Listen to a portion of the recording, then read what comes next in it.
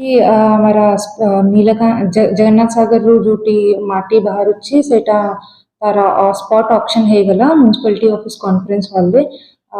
केवल 2 जना पार्टिसिपेट कले 4 जना आस्तिले किंतु बिडिंग रे केवल 2 जना पार्टिसिपेट कले हमारा मिनिमम एडिशनल चार्ज माने बेस प्राइस थिला 10 रुपीस पर क्यूबिक मीटर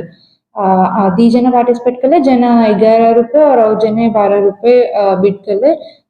12 तो फाइनली 12 रुपीस रे तांको मिलिला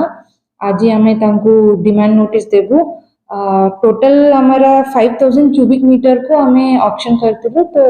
हमको अराउंड टोटल सब हमारा रॉयल्टी डीएमएफ ईएमएफ आईटी सब मिसिकी 5000 क्यूबिक मीटर पे पाखापाखि अराउंड 3 लाख्स पेजिबा तो से पे कला परे तांको हमें डिमांड नोटिस देबू से पे करिवे तापरे से लिफ्टिंग करि परिबे जगन्नाथ सागर काम तो डेली चालुची आपण देखि परिबे डेली तो चालुची आमे तो आउ बाय 1 मंथ आमे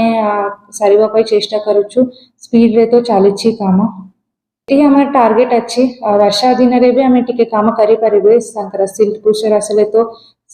जदि वर्षा हेले परे भी हमें काम करि परिबे किंतु हमारा टार्गेट अछि डेली दिन राति काम करिबा पे एंड दिन राति एबे तो काम होउची।